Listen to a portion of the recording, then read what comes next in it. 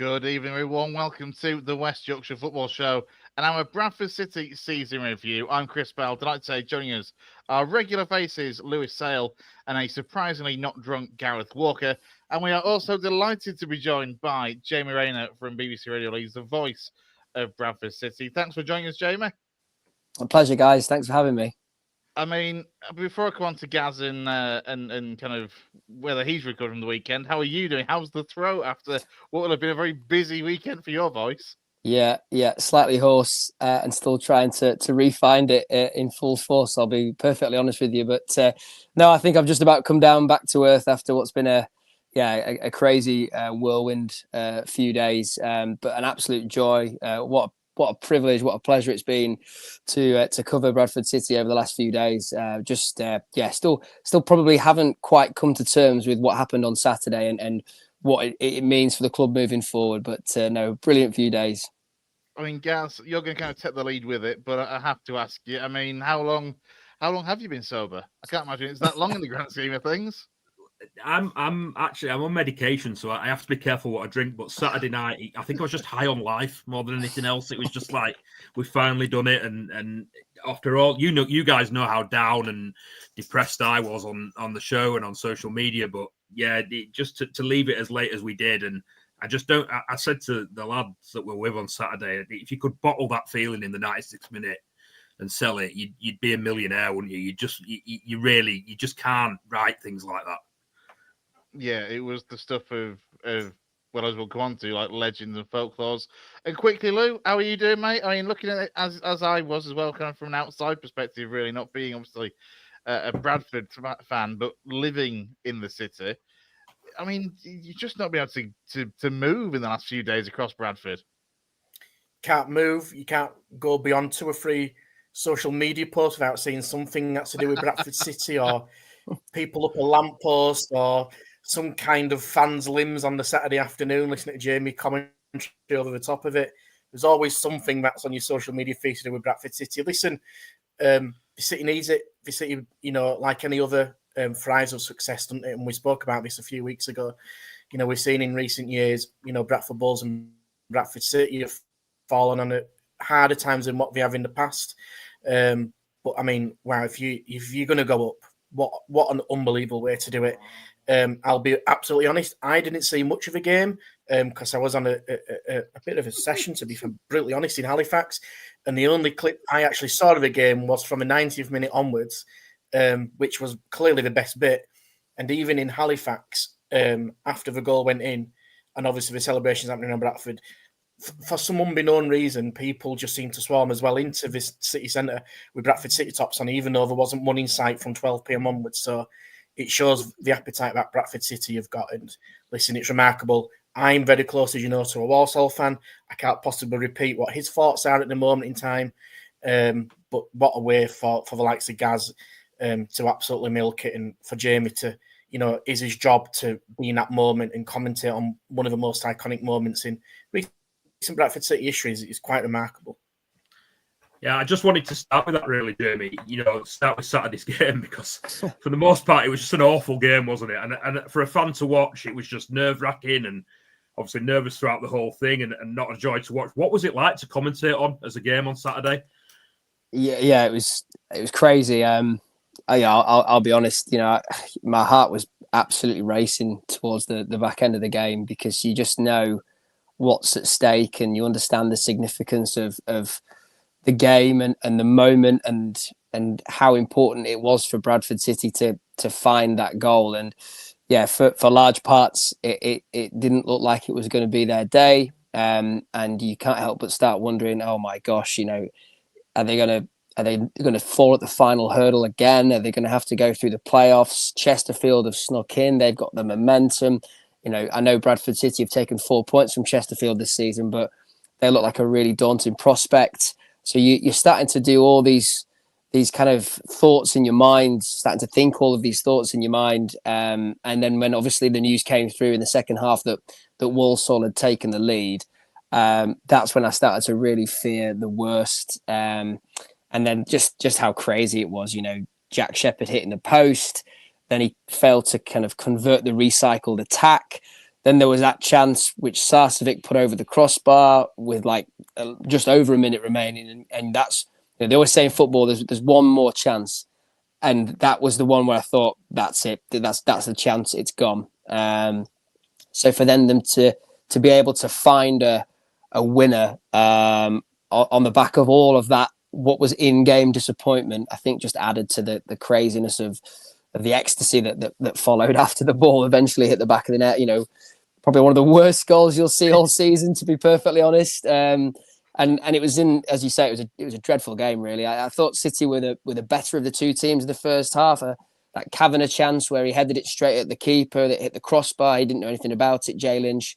But then as the second half grew on and news of that Walsall goal had come through, yeah, I think everybody inside the stadium was just fearing the worst, really. You gave my thoughts there as well. When Shepherd hit the post, that was when I thought it's gone. Yeah. And then somehow we got that Sarcevic chance afterwards, and I was just sat down and everyone was stood up. And I was like, there's no way. There's just no way now. And then for it to happen as it did was just incredible. I mean, City fans often talk about Chris Cooper's commentary in 1996 when they beat Blackpool in the second leg. Yeah. And there's a famous line that City fans will always remember where he said that the Blackpool Tower is a mile down the road, but it's the Twin Towers that are beckoning now. And people are saying, Jamie, that your commentary is going to go down in a similar fashion to that. Lapsley will hit it. It's deflected. It's in. That's the moment in the dying seconds. Bradford City have found the goal that sends them automatically into League One. Is that a moment that will stay with you throughout your commentating career, Jamie? And how does it feel to think that could be, like I say, like a Chris Cooper line that stays with the club for on a personal level? How does that feel?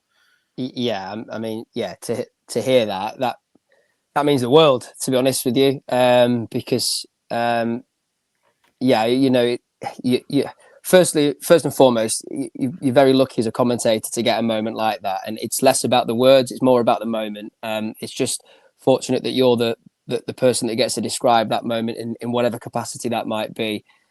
So it's more fortunate on my point that moment presented itself. But to hear you say that is obviously really pleasing to hear, because you know, the club means a hell of a lot to me. You know, you become invested in it. You know, it makes all the work worth it, really. And if that does end up being the case, then obviously I'd be just so privileged and proud for that to be the case. But the most important thing was that the moment was for the fans, and to have that was just you know, when you've worked in this job and you've covered the club for such an amount of time, you understand the importance of what it means and how much it means to the fans, and you could see that in the reaction, the way that they flood the pitch 3 times, just the desperation for the club to get over the line, and for the city, not just the club, but for the city to have that moment and to have the spotlight shone on them. Yeah, it's really, really important. So yeah, just to be a part of all of that is honestly, it's a privilege. It's amazing. Just going to give a reminder that if anyone wants to get in touch with us tonight, they can do as well. We are live on Facebook and on YouTube and Twitch as well. You can get your comments in as well. And this one from Chris: outstanding commentary from Jamie. The clip of the goal and the immediate aftermath is brilliant. They've won some special moments of Viperade over the years, but that finish to a match in season tops the lot. I mean, that's the thing, Gaz. I'll ask you this, really. There's been, you know, in the last decade or so, when you think of the League Cup run and that sort of thing, or slightly over a decade, there've been some brilliant moments. Where does that one rank for you as a City fan?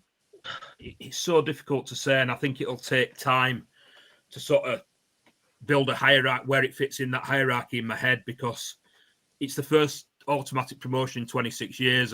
Obviously, we talked about this on the pod, and that was something that I really wanted more than anything else, because I was 16 in 1999, and I was going to games on my own for the first time, and it was just a fabulous time to be able to do that, and I was at the right age to experience that and enjoy it, and for that reason, I think it's always been my number one, even though people might put the cup runs and obviously the Parkinson era above it. I think just for the age that I was at, that's why it's always been my number one. But now, sort of 26 years later, 35 years into following City, To score in the last minute like that, like I say, if somebody wrote that as a script, people would say it was too far-fetched. No one would believe it.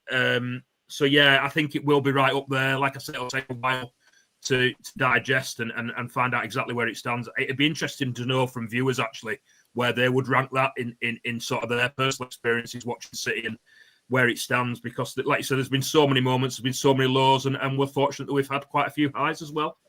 Yeah, I mean, let us know, get your comments in on Facebook or on YouTube as well. I mean, Jamie, as a commentator, it's you kind of said that it's just the way it happened was just perfect from that commentary perspective. I mean, from obviously you've spent a lot of time with Graham Alexander, with the squad over the last few days. I mean, I can't imagine that they would have wanted to have done it any other way in a really twisted kind of sense. Yeah. Like it was a stressful but exhilarating way of doing it. Yeah, I think everybody that I've asked, whether that be on record or off record or in passing conversation, they've said, if you'd have told me at the start of the day it was going to be like that, then I would have taken it. But the jeopardy, the anxiety, it was agony really in the moments that led up to it. It was football in its purest form, wasn't it? Yeah. It is utterly ridiculous that a season's worth of work came down to one moment and a few seconds. And I say a few seconds because it felt like an absolute age for that ball to eventually cross the goal line and go in. But yeah, that has to be the best way to do it, in front of your home fans on a sun-drenched day where there was so much significance because it's the 40th anniversary of the Bradford City fire. It's a day that means so much to the football club.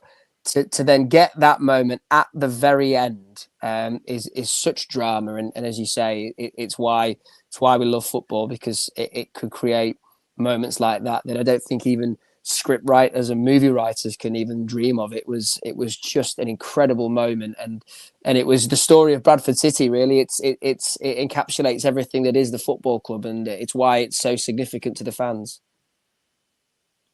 Just to touch on the season as a whole, Jamie, what's it been like covering City throughout the whole season? Did you always believe that promotion was a possibility, automatic promotion at that? And when was the point, or were the points during the season when you thought it's not going to happen? I mean, the lads will tell you what I was like after Swindon and Chesterfield. My missus will tell you that I didn't speak till Match of the Day came on after those two games, because I just trying to digest what had gone on. So was it like that as a commentator, like it might not happen, or did you always believe that this could be the season? What's it been like as a season as a whole?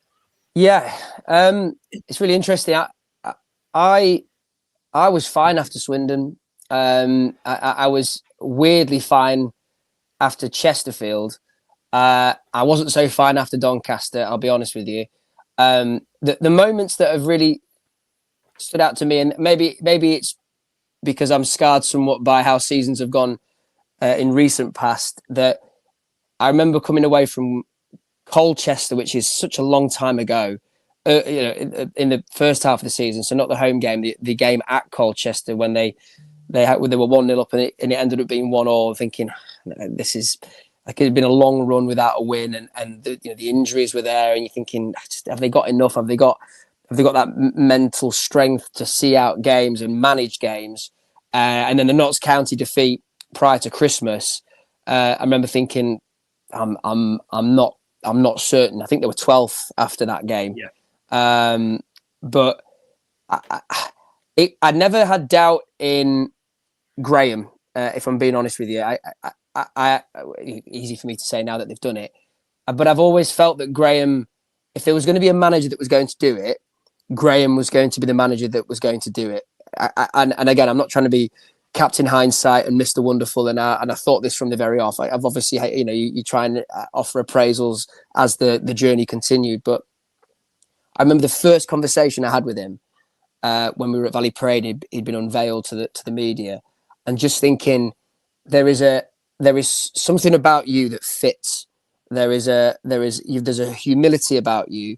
There is a pragmatism about you that will just fit this football club, because that's what it needs. It needs that empathetic approach He understands the level really well. He understands League One level really well. And I know we'll move on to that. And I think that they needed someone like that, particularly after the kind of little break between Mark Hughes and Graham's eventual appointment, that I just thought, yeah, this guy, if it's going to be someone, it's going to be this guy. I never got the chance to meet Phil Parkinson or interview him, but I've since been told that there are parallels drawn between Graham and Phil Parkinson.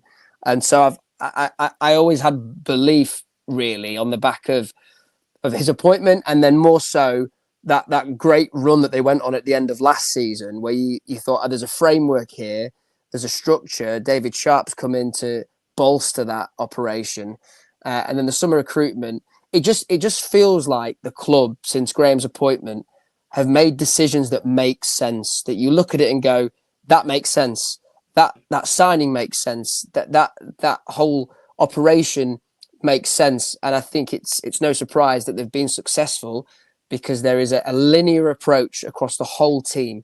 And that means Graham, that means David Sharp, that means Stephen Gent, that means Ryan Sparks. And I think there is a consistency and a settled approach now that means that I'm without getting too far ahead of oneself, confident about next season, because I think they've built momentum off the pitch, and it's why they all deserve an enormous amount of credit.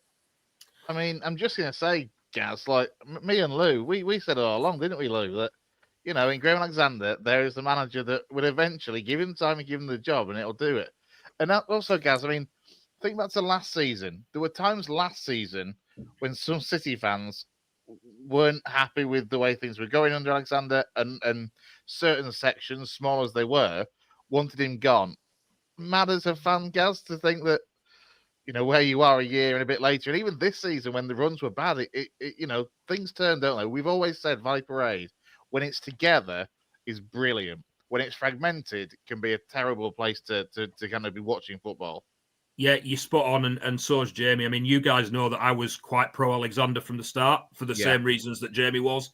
He reminded me a lot of Phil Parkinson. The way he talks, he just got the club, he got the supporters, and I felt that his style of play was something that the club could probably get behind, the fans could get behind as well. People were, I know we'd swapped from obviously the tick attacker or the possession-based football that Hughes played, but the fans wanted a bit more of an in-your-face type style. You know, people were talking about how Steve Evans had got team promoted before, and obviously he wasn't someone that the fans wanted at Valley Parade, but people were wanting that style of play. It does make me mad that City fans are so sort of. I don't know if it's a general football thing or if it's just a City thing, but the City fans do get frustrated quite quickly with managers, and I think in the past there has been far too quicker reaction to, let's just sack the manager. The only way thing we can do is sack the manager. And I think we talked to Jamie about it when he was on the show last time, that we thought there might be a bit more patience now with David Sharp in. And obviously it's paid dividends. There was a little bit of a time earlier on in the season and last season when, I know Lou wants to come on to it, where there were protests and things like that going on. But I did feel, and Jamie kind of answered my question there, what was different under Graham and why this group of players have managed to do that what others haven't. And I think that's really, really important to notice and to point out. I know Lou wants to come in. Yeah, I think it's kind of commenting a little bit exactly what you guys have said on Alexander. From an outside looking in, I agree with Jamie. I mean, I've actually known Ryan personally for quite a number of years anyway, and we know that listen, he's come in under quite difficult circumstances. He's taken a lot on. Probably more than what he probably bargained for. And not saying he's been a one-man band, but to try and juggle 3 or 4 big jobs at a decent-sized football club with relatively inexperience at that high level of a football club is a difficult job to do. So, yes, he probably got a bit of negativity thrown his way and sound bites and everything like that, but I think he's also got to be credited for actually probably taking a step back and realising actually by getting people in and around him will probably make the job better and easier and actually in time more successful. I think we commented on Alexander, didn't we? For me, what Bradford City have lacked is, and this is a bit not harsh on Mark Hughes because obviously he was a winner in his day, but different being a manager is a winner as a player, but a manager is a winner. And somebody like Alexander's come in with, he hasn't come with an iron fist. I think, like Jamie says, he's come with a bit of empathy, but he's come with a completely different perspective on it.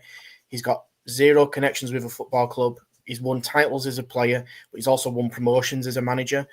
And I think what impressed me most, and you guys know this, what I said at the beginning of the season is actually I felt Bradford City did the best business in the summer than pretty much any other team in League Two. I thought the signings were so shrewd. He's bought winners, he's bought leaders. You only have to look at Sarcevic and Byrne from Stockport. They've been there, they've done it. He's got experience in likes of Callum Johnson, who, yes, hasn't played a lot of minutes, but in and around the football club is versatile and is a good character. He's bought very clever loan signings in the past recent seasons. We've seen a lot of loan signings come in and out the revolving door, where actually this season he seems to have bought loan players who have got a role to play and knows exactly what he wants from them. I think one thing that's impressed me most about not only Alexander, but the likes of Ryan and obviously David Sharp, who's played a big part, and Stephen Jennings, have kept their head in a difficult time. And, I'll probably start with you, Jamie, and feel free to add on to Gaz as well, is we know it was a really tough time for City, probably between the end of October and the beginning of December, where the run was poor. I think it was, one win in about 10. The knives were out for the hierarchy and Alexander. From being there at the ground, probably first you, Jamie, like from in the media room and kind of in and around the training ground, and obviously you guys as a fan, did you feel that a bit of anxiety, a little bit of apprehension, and did you feel that something might just change to make Bradford City into something, another microcosm of what it's been? I mean, from my perspective, what stood out during that period was a very level-headed, pragmatic approach within the inner circle of Bradford City.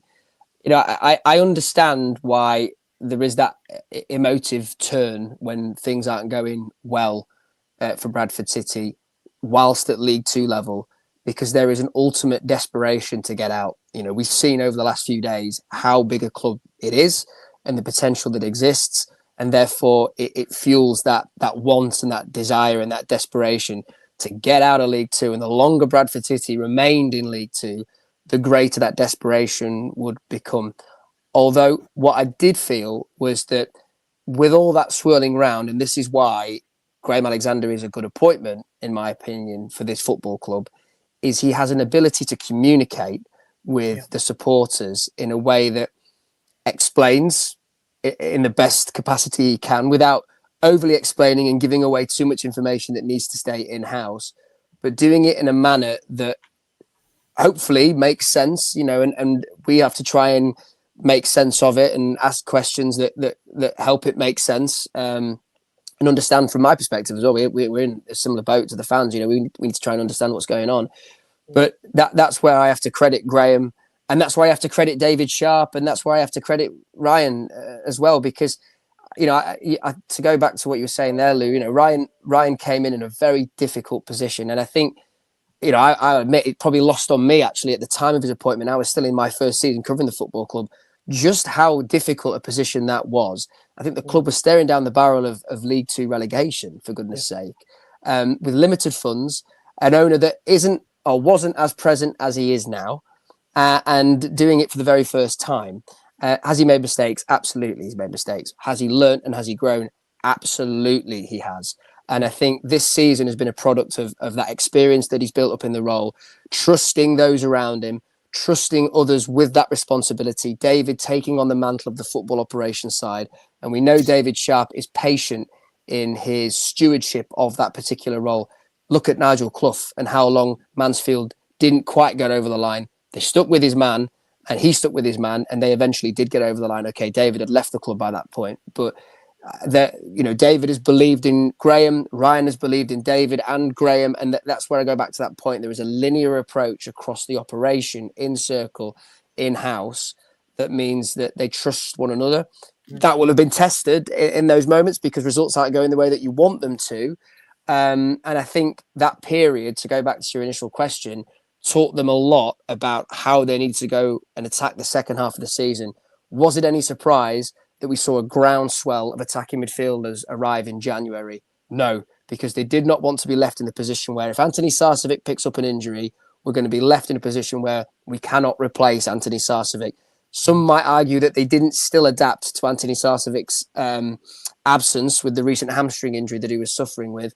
But you can't tell me that George Lapsley, Tommy Lee on the last day of the season didn't play some small part in the promotion. So I think, to give you a long-winded answer, no, there wasn't an anxiety. There wasn't a panic, shall we say, in-house when results weren't going their way. And I think that was the biggest test they faced this season. Will they get that same level of pressure and expectation in League One? Maybe not, because one, there's a trust within this operation now because they've been successful. But two, I don't think, I could be wrong, but I don't think there'll be the same level of desperation about being in League Two as there will be in League One. Don't get me wrong. I think Bradford City are a championship-sized club and they should hold aspirations of getting to the championship. But I think we can all understand and see that won't happen immediately, and therefore there will be, one would expect or suggest, a degree of patience about how they'll operate in League One. But I think that period was a really good learning experience for everybody, the fans as well. Yeah, no, I think that's very fair. I was just going to say, Gaz, obviously you've been there, and like I said, we heard the protest, it's been seen, but really didn't massively kick off in both terminologies, really. It never really gathered that momentum that people were potentially talking about at the beginning. But as a fan being on that terraces home and away, what did that feel like in that real testing period? And like I say, you came out of it all for the better, really. I mean, I was down as anybody would be after the defeat at Notts County, but as Jamie touched on there was always a little bit more. I was more confident that we wouldn't make a snap decision, mainly because David Sharp was there and Ryan had someone to lean on and use the experience of, and obviously just a sounding board, I suppose. There was more patience, and I hope that there'll be more patience. Results bring more patience, and as you touched on there, success brings more patience because we've now got credit in the bank. Like I remember when Parkinson was manager, I think we went 16 games without a win at one point, and people weren't kicking up a fuss because he had credit in the bank. And now Graham's got credit in the bank, and Ryan's got credit in the bank, and David's got credit in the bank. And hopefully people will be more patient in League One than they were in League Two. I do believe that we should be up where we were when Stefan and Edding came in and knocking on the door of the Championship.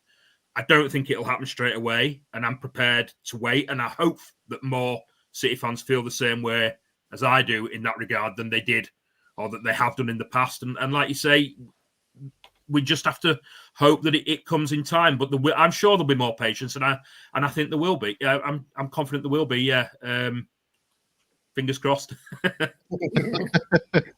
I mean, let's start turning our attention then to. Well, actually, not quite to next season. We need to talk about last night before we talk about next season. Because last night was, I mean, look at the content that you guys at BC Radio Leeds and from the Telegraph and Argus and the various media outlets that cover Bradford. Last night was a bit of a sight to behold, I'm sure, Jamie. Yeah, it was amazing. It was, such a proud day for the football club, for the city. I think it just showcased actually what a wonderful place it can be. I think Bradford's got a bit of bad rep in the last 12 months with the UK City of Culture a title award, and then the subsequent media coverage in the national media about Bradford as a city, in my opinion, quite ignorant in truth. And actually, that was what the city can do, and that is the culture of the city. And it was amazing, and memories that will stay with me forever. To be on the top of the cake hole alongside the players when they were presented to Centenary Square, and to just see 10,000-15,000 Bradford City fans with the flares going off and the flags flying high, and just so much claret and amber as far as the eye could see, and to see that reception, that hero's reception for those players, was magical. And it just goes to show how big a role football can play within the area it represents. And, Bradford as a city has not really had that opportunity in recent times to celebrate like that together. And the football club can do a lot for the prosperity of the area. And I just think that Bradford's going through a bit of a boom at the moment. And it's just so good to see that it's getting that recognition, that acknowledgement, that, it's not just us and the TNA that are looking at Bradford, but there are other media outlets that are paying attention to Bradford and Bradford City, and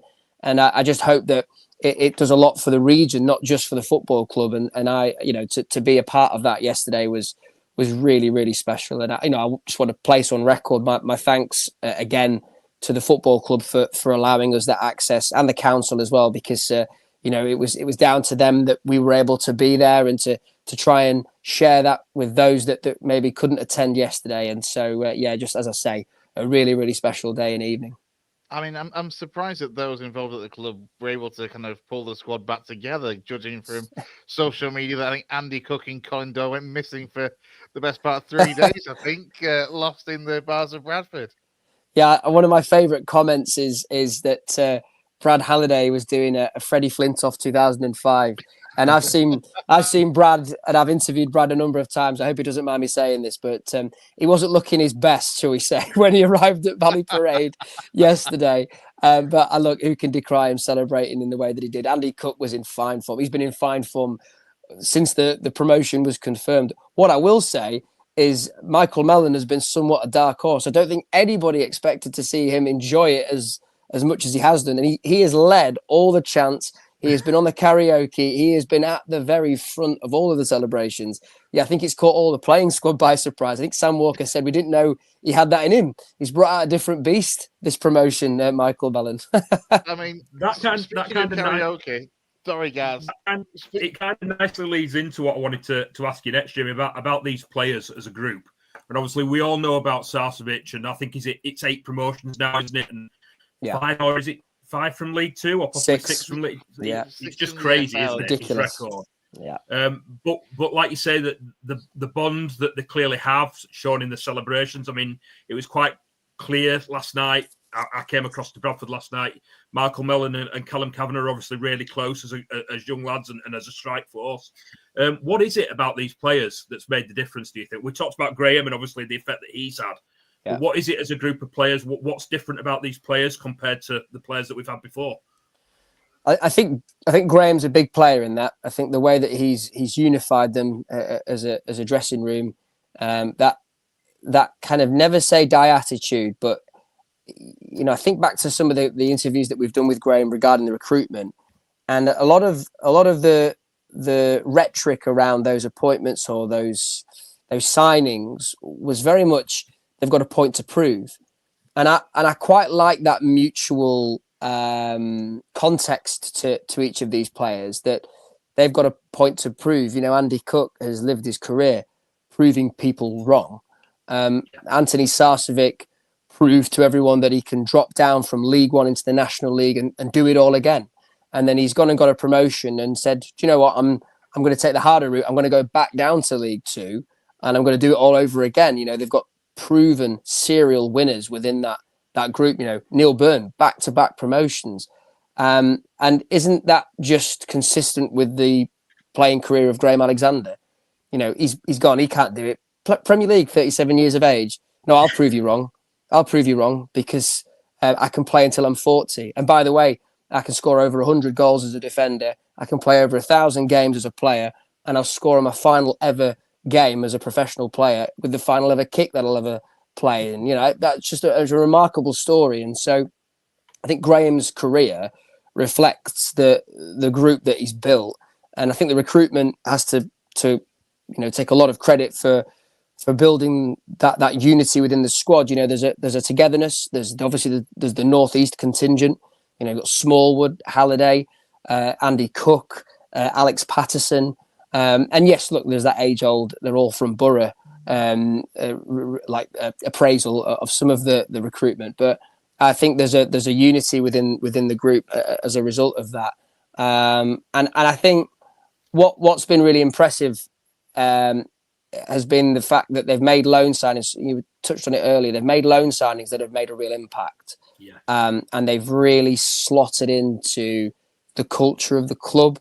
Jack Shepherd has been immense as a loan player. And I think the way he's celebrated this and the way he's led the celebrations, I can't help but feel he's got a taste for Bradford City now. You see it yourself. You think, Barnsley have come out and said they want him to stay at Barnsley, but you see a player who's enjoying it that much. I just get the feeling that he might want to stick around But someone like Teo Adaramola, and I don't know if you've seen that brilliant Crystal Palace video that the academy came up to film, and just fully immersing himself within the football club, wanting to learn. And so I think, it's no coincidence that these players have arrived with the right attitude and the right application, because they've been headhunted. The due diligence has been done. And that's why, again, I keep naming these names, but Graham has to take a lot of credit. Stephen Gent has to take a lot of credit. He's taken a lot of flack and a lot of stick. Some of it, in my opinion, unjust. I think he's had to work in environments that have been tricky, that have been inconsistent. Doesn't help when your manager goes from a 3-5-2 to a 4-2-3-1 with 2 weeks of the summer window remaining. Let's not forget. And so I think that he's done a really good job, actually, and I think that he deserves a lot of credit, Stephen. And so to answer your question, I think that's what's been different about this group, is that they've all arrived and they've all bought into the culture that's trying to be built. And I think Graham Alexander, I think, once said, if you aren't prepared to commit to what we're wanting to do, and if you at any point think you're above it or you don't want to be a part of it, then you aren't the player for me. I don't care how good you are. You've got to accept your place within this squad and the culture that we're trying to build. And again, a strong reflection of that. And forgive me for going on a bit now, but you think about the players that have had to bide their time and wait because they've got such a big squad and the depth. Yeah. They've all been accepting of that point where they've had to wait. Jamie Walker, for me, leads by example on that front. He is, for me, he'll go down in club history now. Jamie Walker, he's committed to the club and he's committed to the area, but he's had to blooming well fight for his place in this team this season, because so often he's been left out and he's come back in. And I think that culture has been a strong reason as to why they've been successful, because they've all the players, even the ones that haven't played that much, have bought into that. One of the key moments that could have certainly been a turning point either way was obviously Andy Cook and the goal scoring form that he was in, and then the injury, and then we were like, or a lot of people on the outside, and I think we talked about it on the pod, were like, how is City going to cope without Andy Cook leading the line the way that he was doing prior to it? Turns out we had nothing to worry about, did we, Jamie? Well, no, and I'll join you on that. Actually, when you asked me earlier, at what point did you think they might not do it? 6 minutes in at Barrow on New Year's Day, I was thinking, oh my God, because I think it's a really lazy appraisal to say, City have played better without Andy Cook. I am not having that at all. City were already playing better with Andy Cook. It just so happens that Anthony Sarcevic and Alex Patterson came back from their long-term injuries at around about the time Andy Cook dropped out with the ACL issue that's kept him out all season. I strongly believe that Bradford City could play in the way that they've played when they were really good, and Andy Cook could have been in that team. He's as fit as he's been. Obviously, he's injured, but from a fitness standpoint, he is as fit as he's been all of his career. And I think he had the bit between his teeth. I think he was gunning for that 30+ goals mark again. Still finishes the season as Bradford City's top goal scorer, and he's only played half a season. But they did adapt well. Again, isn't that the true test of a manager when you've lost your best player, your star striker? You found a new way, you found a new system, and you managed to coach Callum Kavanagh into a way that meant he could lead the line in a different way to Andy Cook, but still an impactful way. But yeah, that is such a hallmark of this season, that they were able to adapt to life without Andy Cook. We can all just look forward to him pulling on the number 9 shirt in League One now. That was amazing to see Andy Cook celebrating with the lads on Saturday. I suppose they probably felt the same, and I know a lot of fans did. You wanted to get into League One for Andy Cook as much as for anybody else. Yeah. What he's done for this football club and how he's kept sort of the light fans' hopes up in dark times when we've not been going great, and Andy Cook's been a shining light amongst that. So to see him, I was worried about his knee when I saw him jumping around on Saturday, but to see him again, he's down on Saturday, and obviously the video that did the rounds of him doing the straight line running in training now. Yeah, it's just going to be a dopamine hit when you see him back in full training next season, and something that we can really look forward to. I think the best thing of Andy Cook this whole weekend was the clip that came out on Bradford's media team. It must have been after midnight on Saturday night, and Andy Cook's walking through the centre of Bradford with what can we describe as an 80s style boombox going through the city streets of Bradford. I'm like, what is going on? That boombox has had some hammer, by the way, over the last few days. Like, I've seen that everywhere. It's not had a moment's rest. It's a branded boombox, so it's got all the Bradford City colours on it, which is quite impressive, to be fair. Look, he more than anybody really in that squad deserves it. You asked me earlier about that period where they weren't winning and whether or not it was, a bit anxious within the club and the results weren't quite going their way. It could have been a lot worse if it hadn't been for Andy Cook's goals in that period. He has dragged this team at times, and it's easy because of recency bias to focus on the second half of the season, but the first half of the season propped up that second half run.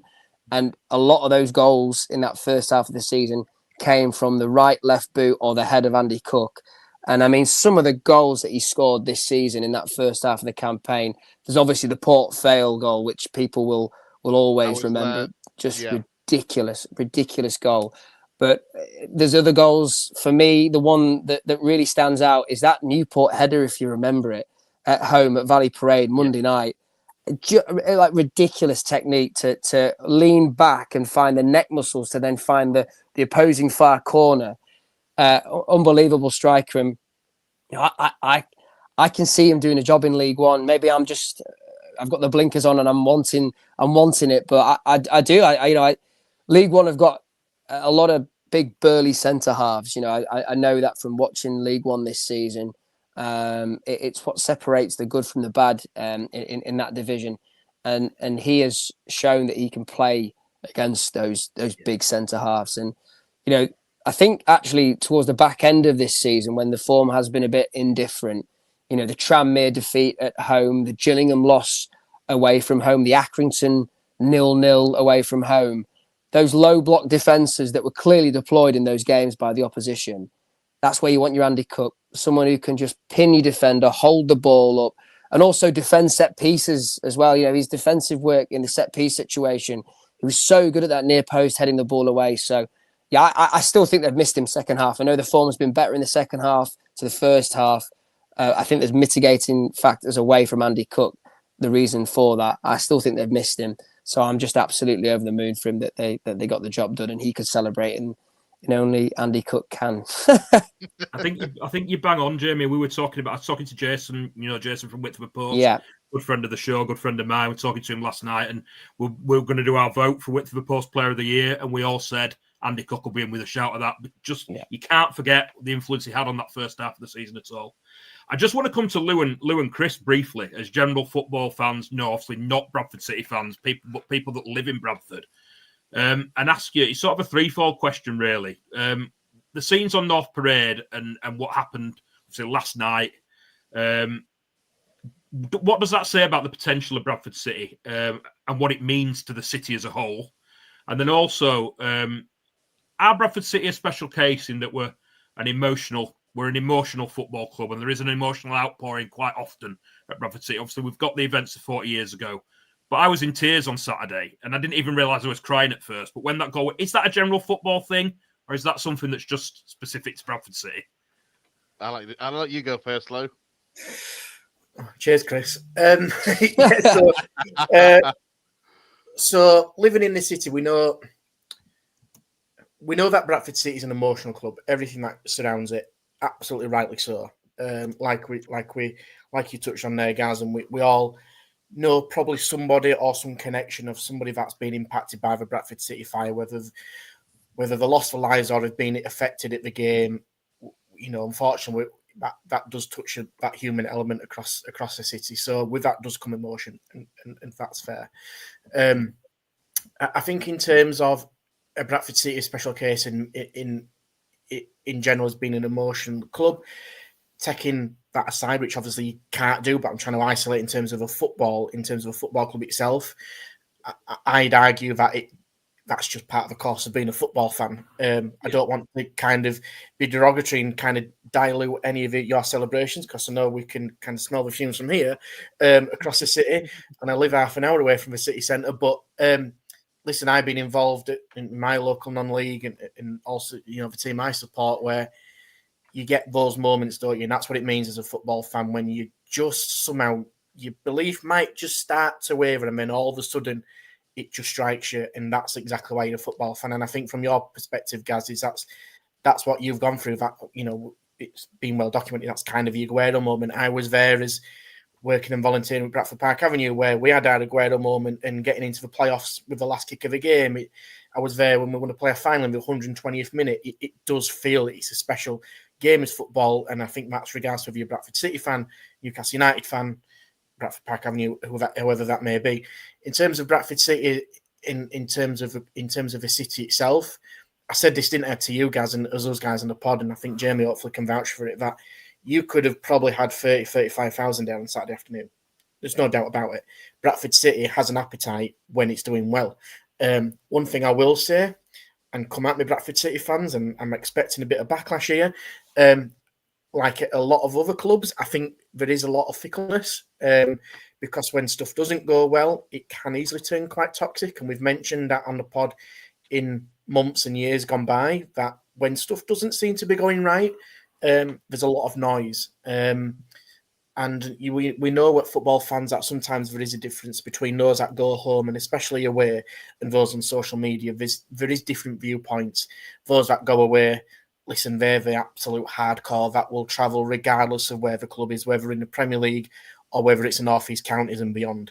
They will stick by the club regardless of what the situation is. And we've seen in recent times, we only spoke about it, didn't we, just now, about the protests that have been happening despite being in an okay position in League Two with the expectation of going up. I was there infamously when City lost to Forest Green 1-0 on I think it was a midweek game last season under Mark Hughes. And there must have probably been 6,000 or 7,000 there because stuff didn't feel right. As a football club and a football fan, you go to watch your team win.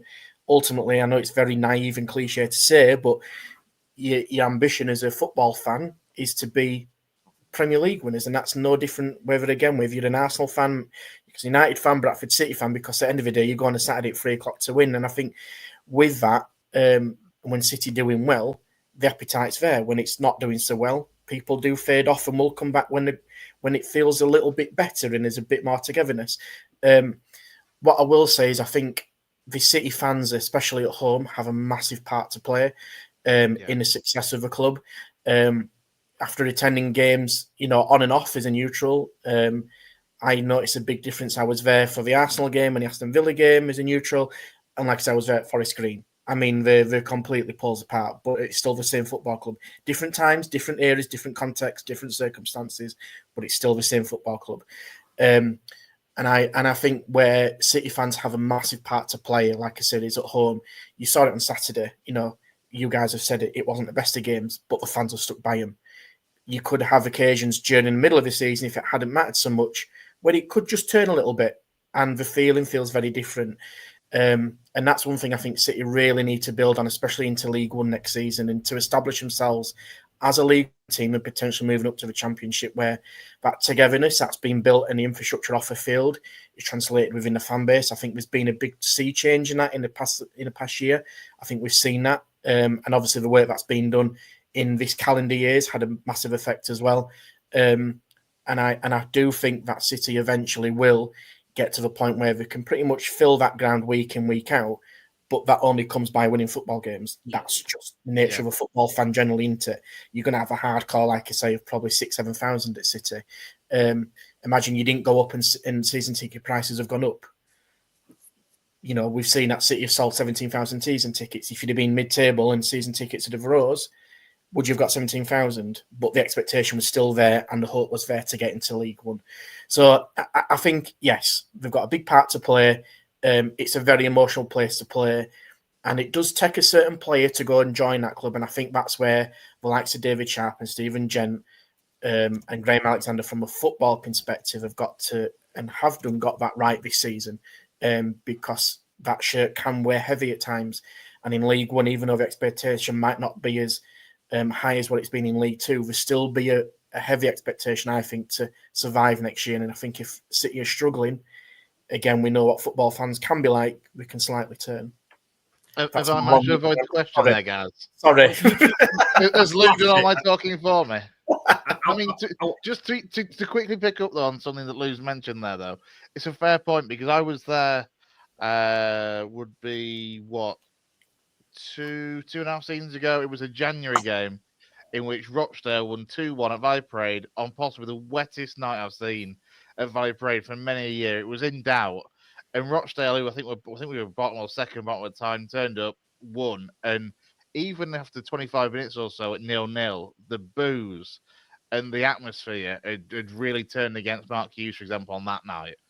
But it's again, it is part of football, isn't it? That when the bad or when things aren't going great, it's always like over analyzed and blown up a little bit. But then when things go as well as they have of late, you're going to get, the 24,000. I mean, I was there for the Port Vale game, which had a great crowd. I was there with you, obviously, for the Colchester game at home, not so long since, making the most of that offer that they put on. And when the city gets behind its club, it's massive. It could be a real, juggernaut kind of moving forward. It's just they've got to keep that patience, that understanding, and that being behind the side, I think. And obviously, it's not going to be easy in League One. There's going to be days when you'll be beaten at home, but the fans need to stick behind it. There needs to be, and I think Jamie mentioned that patience there because of the track record of work that Graham has done this season, and that everyone at the city hierarchy has done this season. They need to just trust the process, and I hate that phrase usually, but in this case, that's kind of what needs to happen, I think, for City going forward. I mean, I don't know what you think, Gaz. Yeah, well, it leads nicely into what I wanted to ask Jamie next, actually, about the potential for this football club. Obviously, we know, I spoke about it again on Saturday, and obviously we've got the club's owned by Stefan Rupp, the ground's owned by Gordon Gibbs Family Pension Fund. They rent the training facilities off Woodhouse Grove School. In an ideal world, for a club to push on, all three of those facets are owned by the same person who wants to push the club on as much as they can. How much does that hold the club back, Jamie? And how much potential do the club have to move forward in League One and perhaps get to the stage that they were at when Edin and Stefan came into the club? Yeah, it's a really interesting question. I think it's a very complex question as well, because there are, as you've listed there are a lot of facets to this answer. First and foremost, I think it will hinge on how much financially Stefan Rupp wants to commit to Bradford City in League One. Naturally, they're going to be competing with bigger budgets. They're going to be competing with football clubs that have bigger budgets, that also have state-of-the-art training facilities for that level.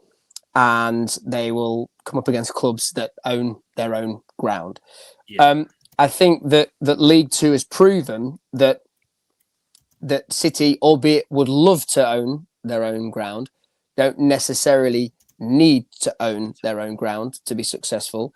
Similarly, although maybe to a lesser extent, they can compete without owning their own training ground. I think that, this is my own personal opinion, that a new training ground would come to the betterment of Bradford City before owning Valley Parade. And I say that from a complete football standpoint. I would love nothing more than for Bradford City to own Valley Parade. It is such a precious commodity.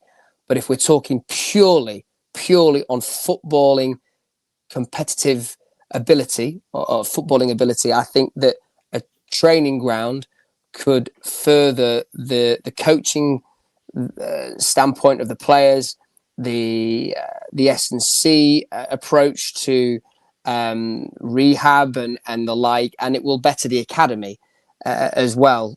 You'd like to think anyway. So I think there are a number of kind of spinning plates to that answer. But look, Stefan Rupp, you can question his commitment in years gone by. I think it's justified as well, that question of how committed are you.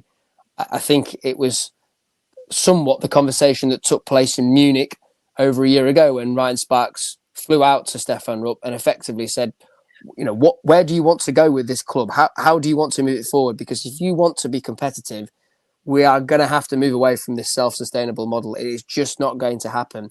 And credit where credit's due to Stefan, he has put money in. Yet they didn't make the, statement signing that saw City pay a ridiculous figure to bring in a player. But look at the size of the wage budget. You can see that because of the amount of players that have come in and stayed at the club. And that's taken some funding.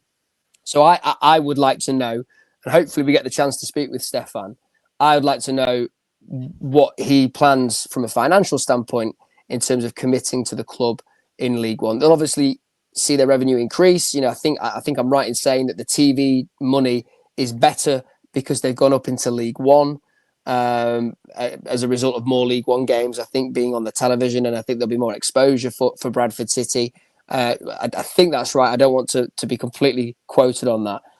But what I do know is that there is a greater advantage from an FFP standpoint or an SCMP standpoint, which is, I think, allows them to put 60% of the revenue created into their footballing operation as opposed to 50% in League Two. So it opens up the potential for Bradford City from a financial standpoint.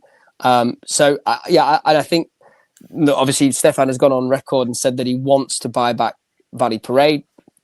The last we heard, which was during our fans forum in February, that in as many words, those negotiations have stalled. As to why, we don't know. One would assume price. So if they can't reach a financial agreement on the stadium, could that money then be funneled into creating a training ground, buying land and building their own training ground? These are all questions that I'm sure the hierarchy are going through right now. What can we do? What should we do? I do also think that it opens up the commercial opportunity for Bradford City now, being a League One club. There must be an attractive proposition. They are a club with momentum. And then there is the other question in the room, the elephant in the room, which is, now they're a League One club. Are they a more sellable asset? Does Stefan Rupp want to continue to own Bradford City? I would hazard a guess that the answer is yes, because he's just the chief promotion with them.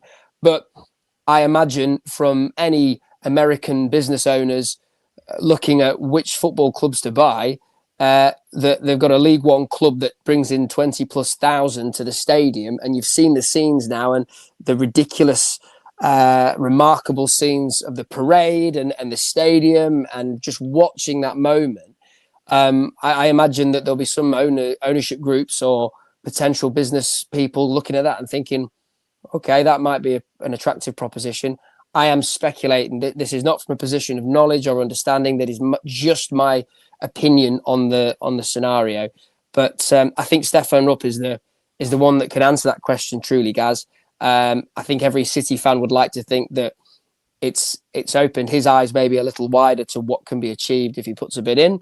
And there's no doubt in my mind that he thoroughly enjoyed what took place on Saturday. He was present for it, and so maybe it's tickled his fancy, and he's thought there's maybe more I can do here. But who knows? Until we can ask that question to him, until we can get that from him, we can only speculate, as I say.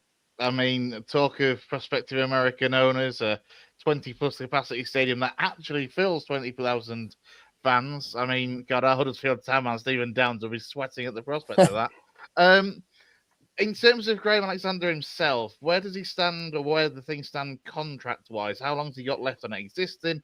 Of course, another promotion on his CV for clubs out there that are looking for managers might possibly pique their interest as well. Just from a purely, playing devil's advocate as a neutral for a moment. But how much, and then there was a question from Martin Cook earlier on Twitter as well, or on X. He asked, do you think that Alexander will get an improved contract off the back of this, just to keep him at Valley Parade that bit longer and to guarantee his future at Valley Parade? Yeah, it's a good question. And as far as I'm aware, he's got 1 year left on his current contract as manager of Bradford City. I spoke earlier about decisions being made that make sense. That one, I think, if you saw that announcement tomorrow, City fans would go, that makes sense. That makes sense. Because I think you're right. I think, there will be an element of City maybe having to fend off interest. Look at the job that he's done. He's done the job that many within the football circles have looked at and thought, that's a tough job. That's a difficult job. And the fact that he's been able to navigate his way through that, I think is why, understandably, his name will be in those appraisal meetings at other boardrooms where, which way should we go? Well, he's just got promotion out of League Two. But that's then excluding the other thought process, the opposite way of thinking of this, which is Graham Alexander is fully invested at Bradford City and is absolutely loving the job that he's done so far, and will be looking at where he can take this football club moving forward. And that can be a very powerful force. The club has got momentum and he is at the very fore of that, because he's done one job. Imagine what he could do if he could move them forward. Phil Parkinson took them to League One. Imagine being the manager that could take them to the Championship. So I'm less fearful about him being pinched, for the want of a better way of describing it. But I do think that there is value in showing to him how committed the club is to Graham Alexander.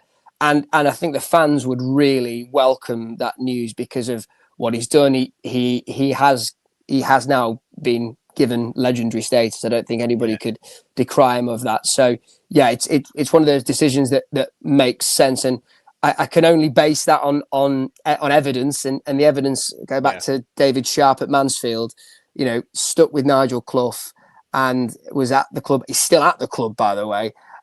So I think that whole consistency, that linear approach, it would make sense from previous evidence that might happen. But again, I can only answer that from a speculation standpoint, that I've got no inside knowledge or understanding of that as I speak to you now.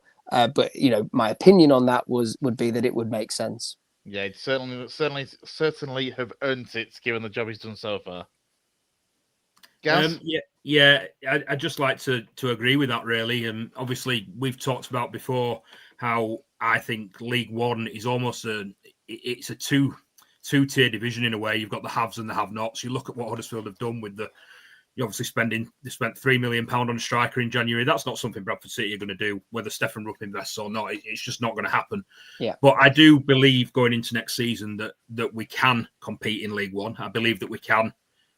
I don't have huge expectations. I don't want to look at the table and think we need to go and be in the playoffs in League One next season. I'm more realistic than that. But to see how much Stefan enjoyed Saturday, there were pictures of him and the footage. I hope that he is invested in the club. I believe that he is now probably more than he's ever been, just from my personal opinion on looking at how he's reacted to what we've done over the last few weeks. What do you think, Jamie, our expectations should be going into next season? Are you with me that just staying up and having a steady away season would be enough? I certainly think it would be. Or do you think that City fans will expect more? Some people will, but are they right to? Or should we just be happy like I want to be in League One next year?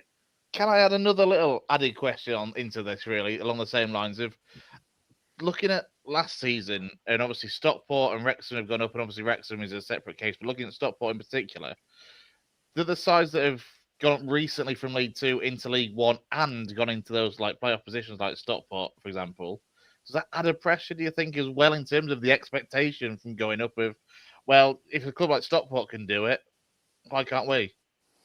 I think this is where communication's key, and an understanding of the football club and its financial position is key. You're right. Wrexham, great momentum, unprecedented promotion, back to back, ridiculous. Why? Well, I don't think it's all down to money. I think it's, again, easy to just go, oh, it's money. They're led by a manager who we know is a very good manager. So understands the level. And I think that's so important, to understand the level, to understand the game, to understand what is necessary. I strongly believe that Graham Alexander does understand the level.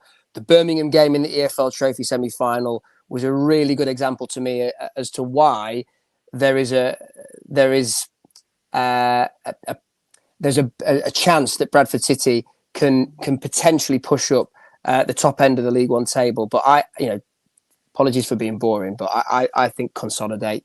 Just establish yourself as a League One club and just enjoy the fact that you're playing third tier football again. How long have we waited for it? Let's not try and get ahead of ourselves. Let's enjoy the fact that we've got we've got 8 Yorkshire derbies next season, and one of those is a West Yorkshire derby. There's potentially the prospect of playing Charlton, depending on how they finish in the playoffs. You've got Reading, Plymouth coming down, Cardiff. Great stadiums. Did Bolton finish in the playoffs? I don't know. Did they? I've not looked at the League One table. No, just below. So Bolton definitely as well. Massive club at that level. Like Lincoln. I mean, yeah. That's getting clipped. That's a friendly relationship, actually. To be fair, between Lincoln and Bradford, of course, with the history. Quite right. But I think that to go back to that kind of comparison of Stockport have got money. There's a reason why they went and got Anthony Sarcevic as a National League club and took him away from a League One team in Bolton. So there's money at play with Stockport, and they've got ambitious plans. They're looking to expand Edgeley Park. They are a team that are funded very well. And I hazard a guess, when Bradford City go into League One, they will have the budget size of Stockport.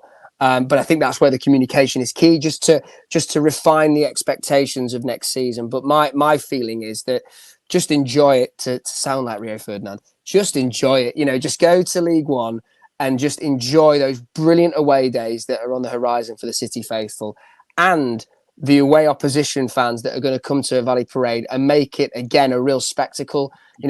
That's what League Two has robbed Bradford City of. And I say this with the utmost respect, but Barrows and Bromleys and at times Crawley and they have their place in English football. Of course they do. I don't say that with any disrespect at all. But, it is like David and Goliath every time Bradford City play in League Two, whereas there's a little bit more parity on the level of the fan base and the size of the club. And that's why you want these good old-fashioned ding-dongs that hopefully on the horizon for Bradford City, they can be involved in those games now.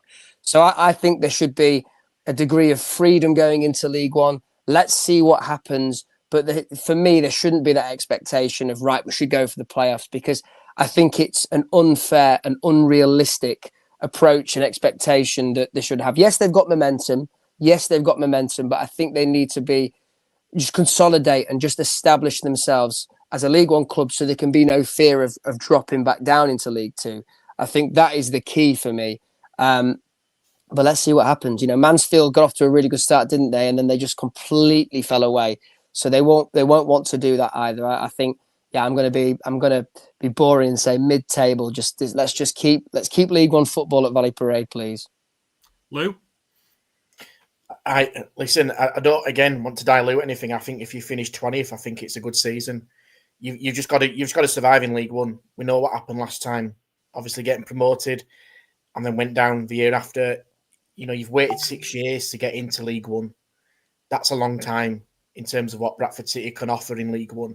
You can't just, almost flitter away that opportunity to establish yourself in that division.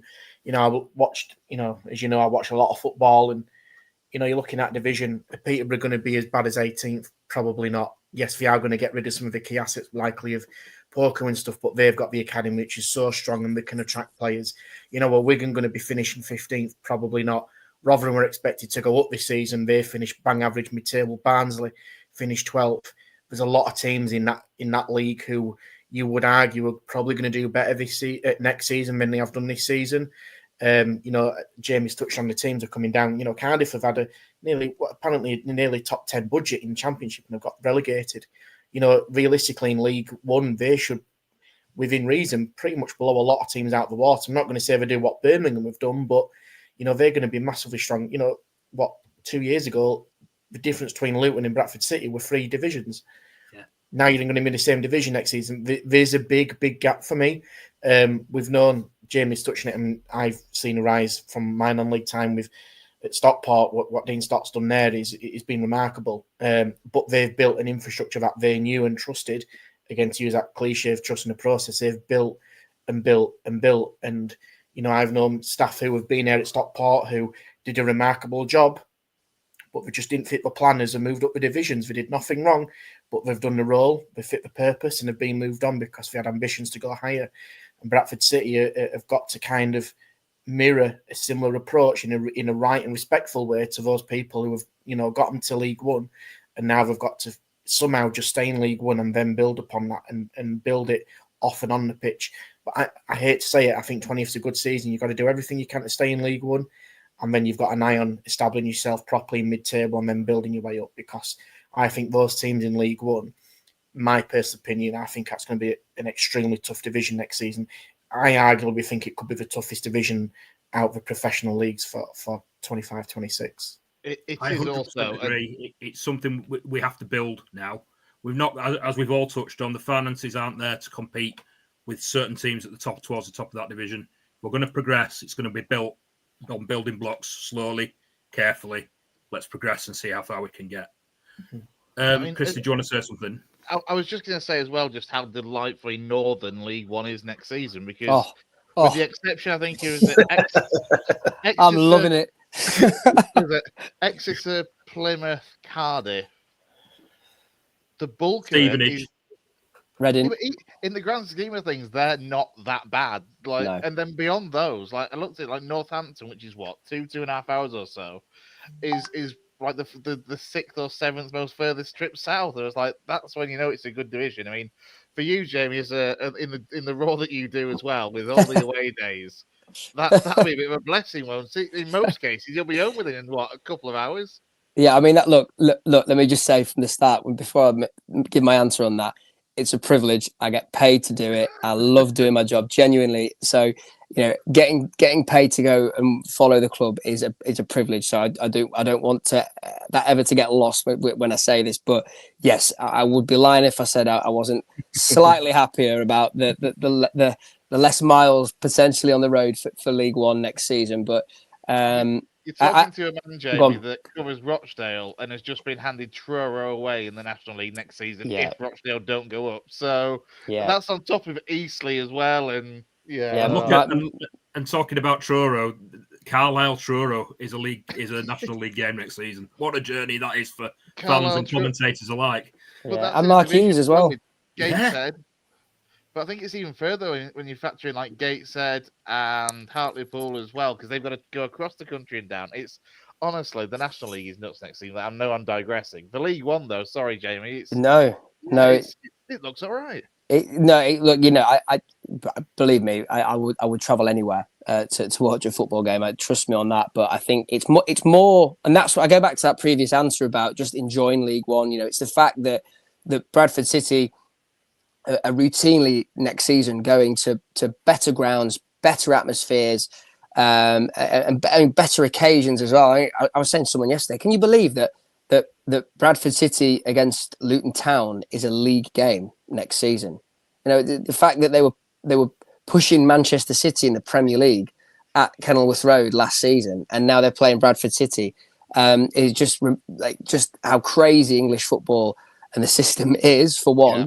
But that's why I'm actually really looking forward to going to Home Park. I know it's the furthest journey where I've never been. I've actually never commentated on a League One game. I've done a Premier League game. I've done a Championship game.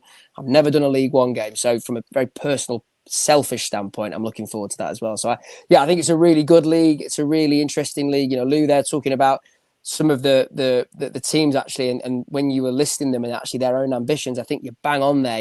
Are Wigan going to settle for that? Absolutely not. Rotherham, a huge influx of players that have, it's completely failed under Steve Evans. Are we surprised? I'm not.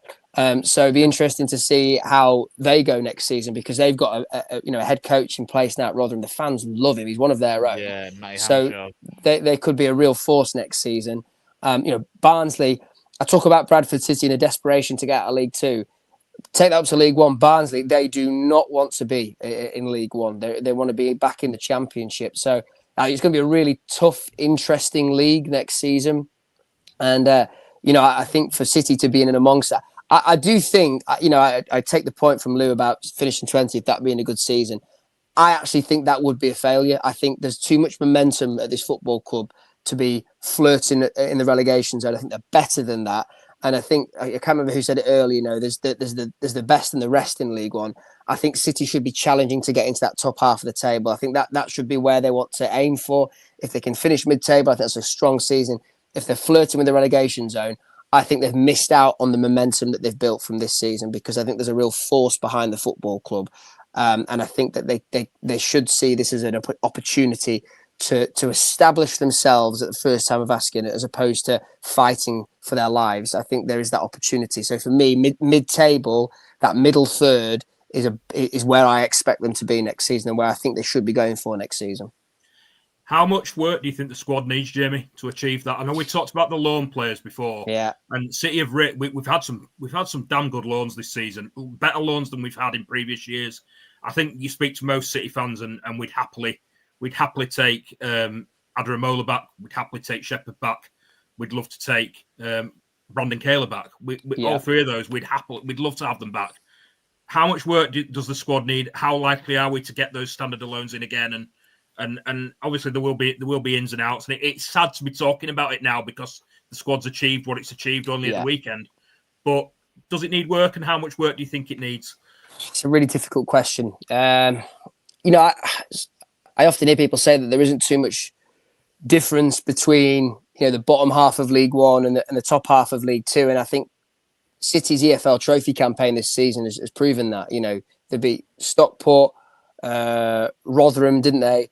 And then they pushed the runaway champions to the very end at St Andrews. So I think the squad has proven that it's capable of competing. So I don't think it needs an enormous amount of churn, but I do think there needs to be some work. I think that there'll be just some decisions that need to be made on those that are out of contract. I fear for Jamie Walker, and I hate to say that, because I'm a massive Jamie Walker fan. I think what he represents at the football club, the fact that he's really invested. We go back to that discussion we were having earlier about what's different about this team and the culture. Well, he's a massive part of that, and I don't think you can put a value on that, even at League One level. So there's a really difficult decision to be made there.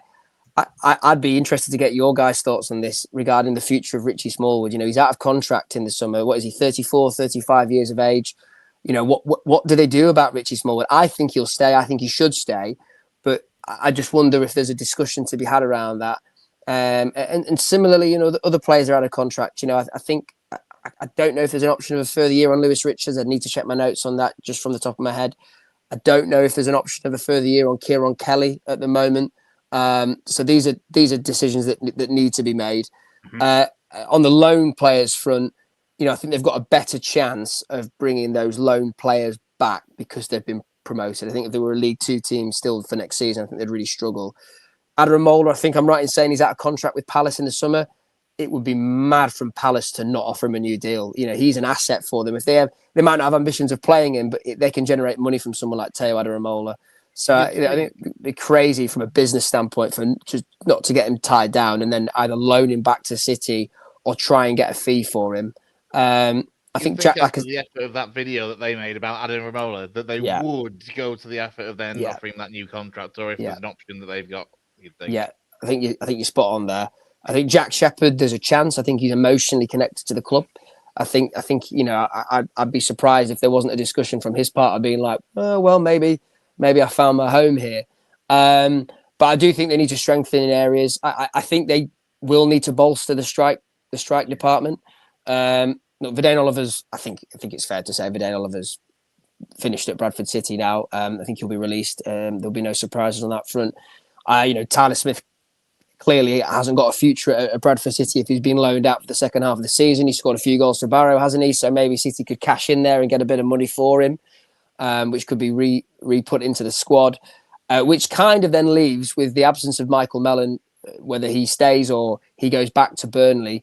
Callum Kavanagh at the moment, I don't see Bradford City starting the season with Andy Cook. I still think he's got a bit of time left on his recovery, but that's just my knowledge of ACL injuries and how long the rehab usually takes. He might be ahead of schedule because of that video you saw, Gaz, and you might think, he could be, but I still think a straight line running at that point is pretty standard, to be fair. I know he got everyone excited, but he was running in a straight line.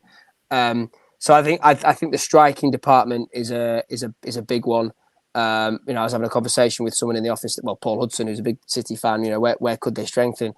There's no way that Wrexham need all those strikers in the Championship and they'll all be Championship quality. So might that be a pond to fish in, maybe? So I think they need to bolster that. I think they need to find out what happens with the loan players and then work from there. And I still believe they need to bolster the midfield. I think the midfield has still been lacking. It's the only area that I felt they were short in. When Smallwood got that red card, it proved that they didn't have that kind of replacement or that depth in that area. And he is such a crucial part of the team at League Two level. I think they need to not replace because he was out absent. If he's still at the club, I think they need to bolster it. Whether that improve on Smallwood and Smallwood is the option as depth or vice versa. So yeah, that's a very long-winded again answer to one of your questions, but that's kind of where I see it. As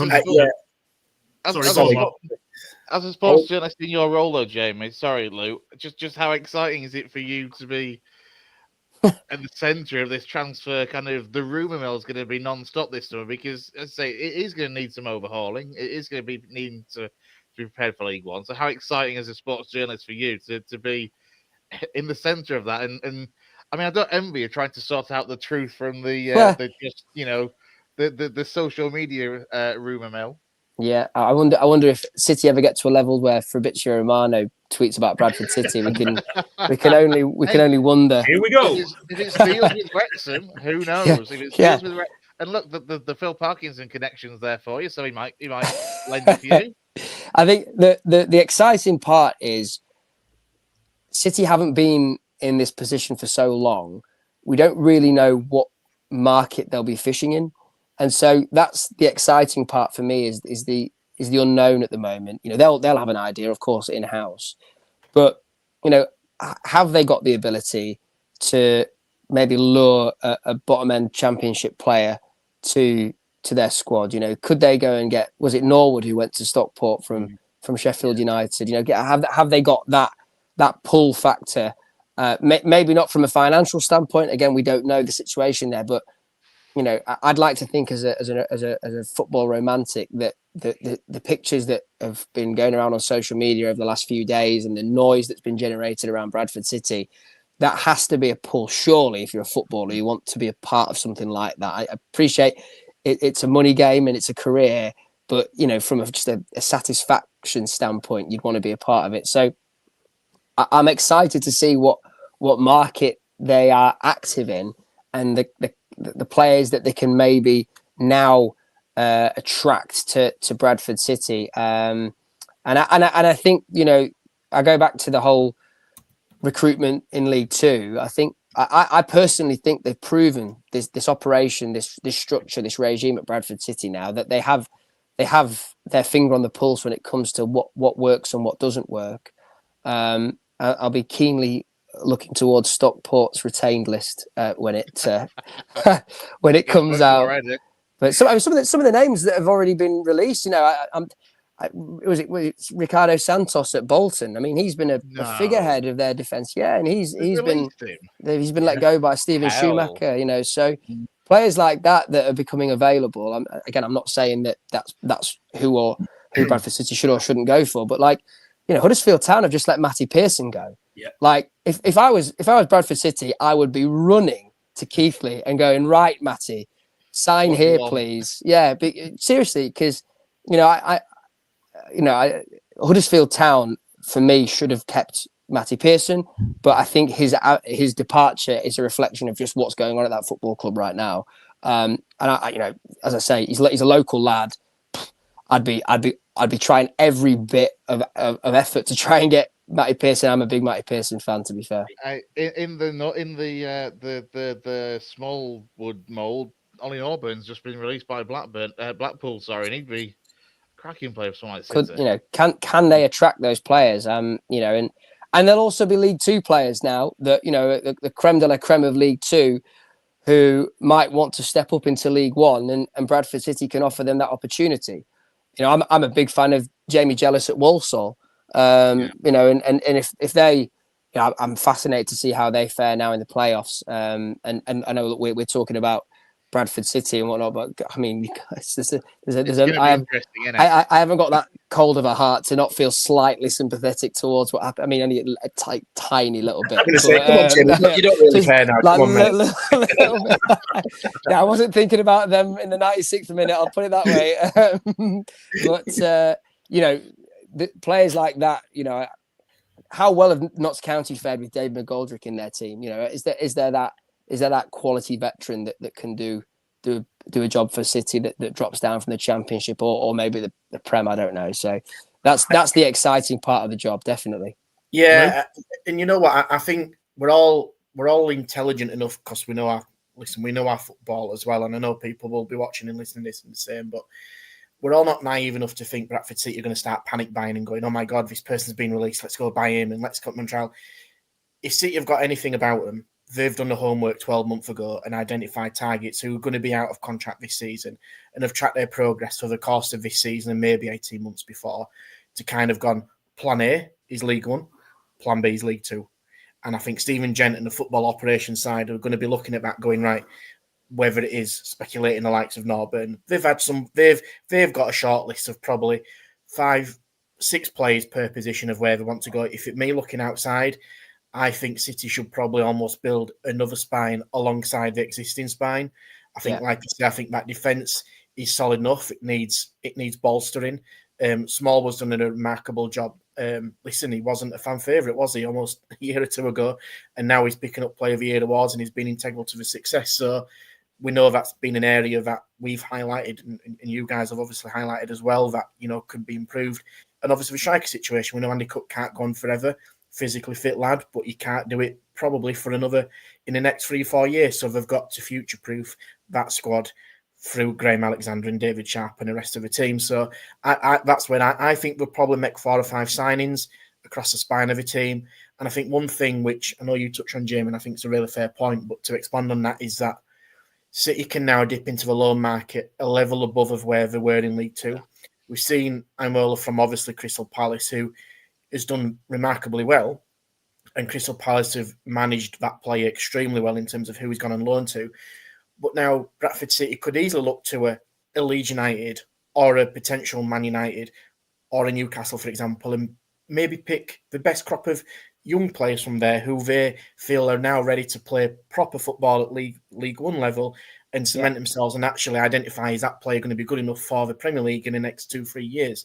City have now got themselves an opportunity to step up that level in that lower market, and the way Alexander's used that and David Sharp and the guys is testament that clubs will be now looking at going, I've seen what they've done with the Palace lad. He's impressed. Why wouldn't we send him to Bradford City? Because they know that they're going to be looked after. They're going to embrace themselves in the culture. And also to play alongside natural born winners and leaders is a big, big thing. So I think, listen, what Jamie said, absolutely rightly so. And my point earlier is when I think we did the best business in League Two. Again, it's going to be another massive pre-season. But let's all not be naive enough to think that City are just going to scattergun and ring up the foot, pick up the phone and go, oh, this person's been released. They've got the targets in mind, and I'm pretty sure I've identified it. Listen, we're not always going to work out. I've worked in football recruitment and know, and it doesn't always work out first time, just simply because of money and culture and circumstances. But at the end of the day, that City will, and I'm pretty sure Alexander's got that name and reputation by himself, that players will feel trusted and he can trust them to do the job for him. So I think it's a big pre-season, but I think the centre of the pitch is where they'll be looking to strengthen alongside the winners that have gotten promoted. Why wouldn't you give them an opportunity to prove themselves at that level? And a few things to add to that point. The first thing being that just knowing the work ethic of Graham Alexander, that work might even start, this week, or maybe offer him a little bit of time for celebration. It will start next week. The guy is a workhorse. Like he and it's one thing I do know about him is he will be working and preparing, and the team will be. The second thing is I can tell you firsthand that I know for a fact that the work has already started on life in League One. It started back in February, March time. We've had that from David Sharp. We've had that from Ryan Sparks. I know that the recruitment planning has already begun for League One. Graham, understandably, didn't want anything to do with it. He didn't want to tempt fate. He didn't want to get ahead of himself. He wanted to focus on getting the job complete. And, they had to wait until the 96th minute of the last game to finally get it done. So it was right to focus all his efforts on this season. But that work has already started. I can tell you that for a fact. The third point is just on the loan market. What we shouldn't overlook here is that City have got a really good relationship with Palace now. Scott Banks came. He had a really good season with the football club. And I know for a fact that the Palace Academy were really impressed with the game time that Scott Banks got and actually the development that he was able to achieve. And now he's playing Bundesliga football, albeit intermittently, with St. Pauli. So that was a loan move that worked for them. They got money for Scott Banks. Everyone's happy. And Adaramola, I go back to that point about it'd be mad if they didn't offer him a new deal just to protect him as an asset. But whether he comes back because they're happy with the progress that he's made thus far, and they might give him another season at League One level to have another go. Didn't really work for him last season at Stockport County. I think is it Mark Bright at Palace who looks after the academy there? He said that himself. So they might go, right, well, that's a good environment for him. And let's not overlook, I think you're right to talk about the Leeds and Manchester Uniteds and the like because they've got good academies. But I've learned in this job that the how good the first team is, and Manchester United are shocking at the moment, by the way. How good the first team is doesn't always resonate with the academy. It's not a linear success rate, and some of the best academies. Palace's academy is very good. West Ham's academy is very, very good, and then you've got your Manchester City and you've got your Liverpool and the like.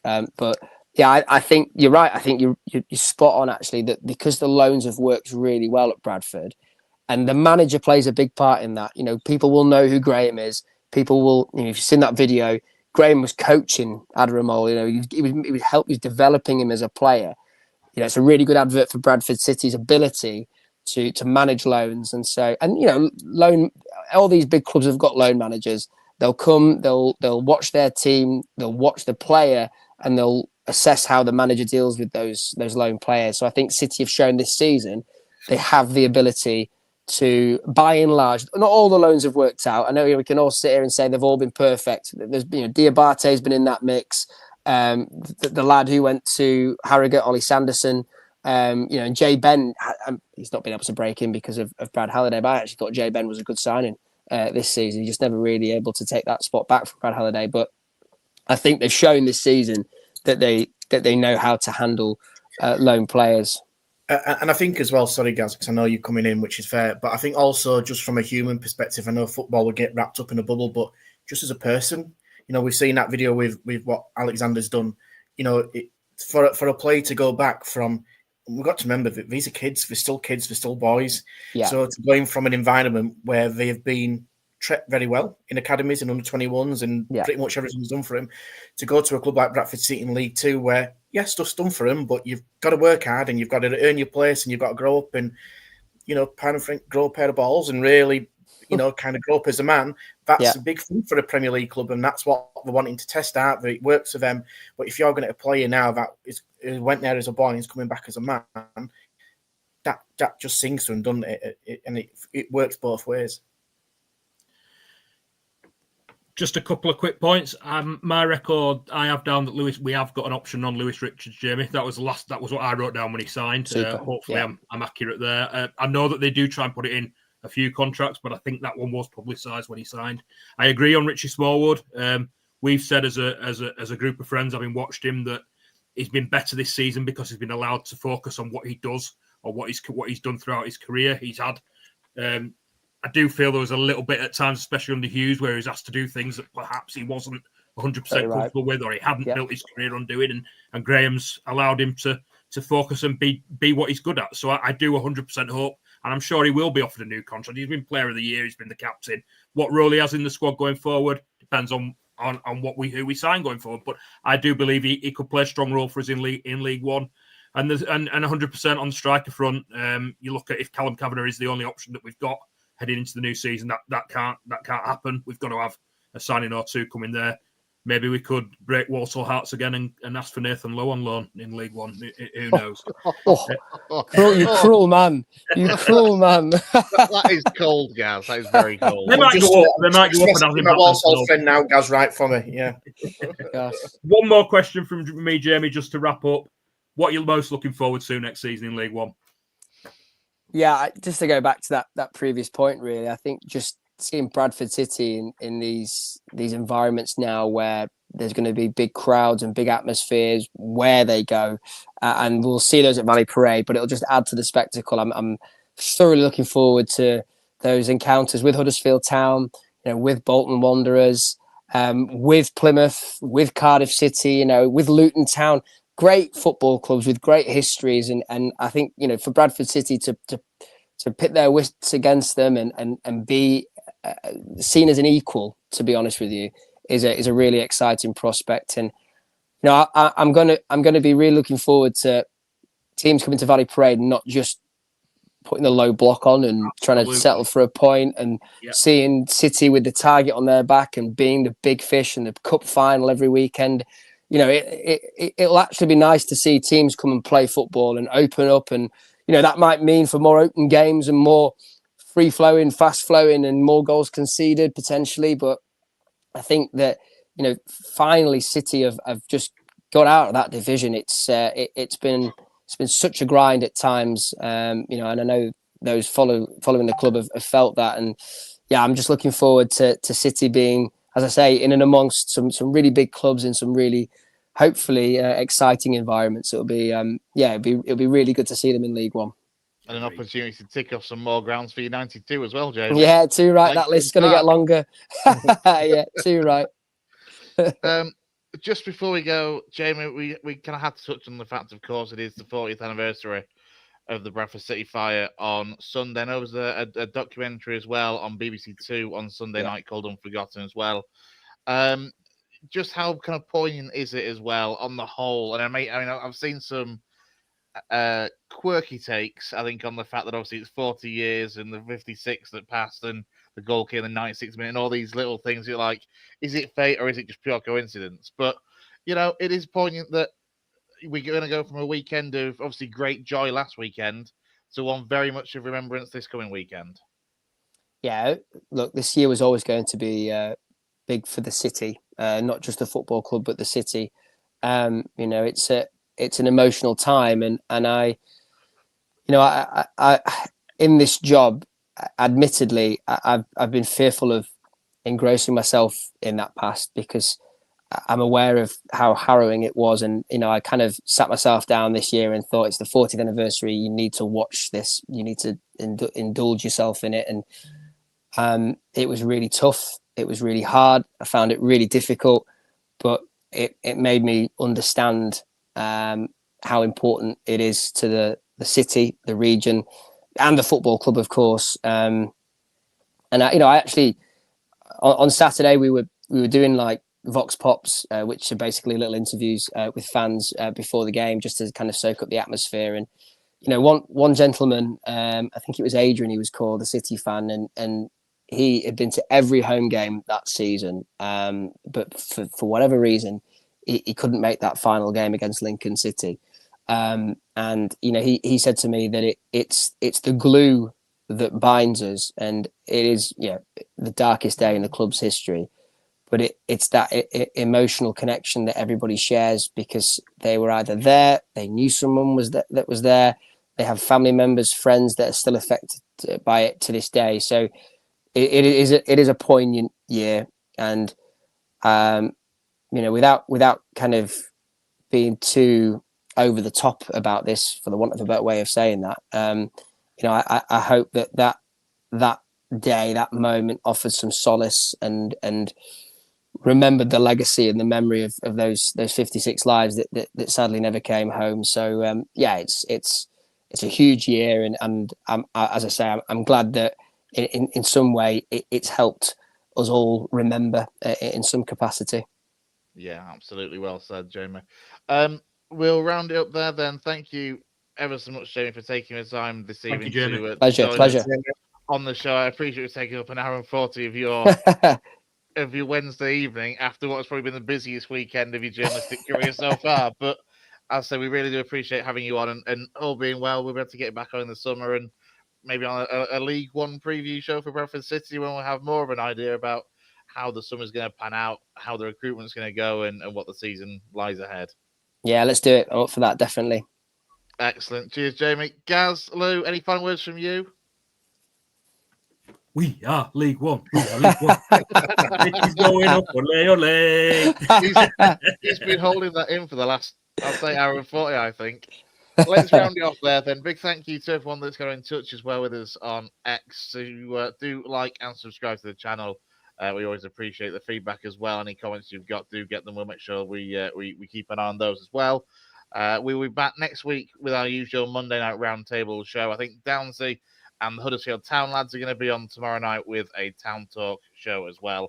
And if you missed it last night, Leeds fans, Jay and Brownie did a whole 2-hour special dissecting the Leeds United squad and who should stay and who should go, etc. If you've got any Leeds fans that are friends of yours, we'll recommend that to them. But from myself and from Gaz and Lewis, big thank you to Jamie Raynor of BBC Radio Leeds. We'll see you next time here on the West Yorkshire Football Show.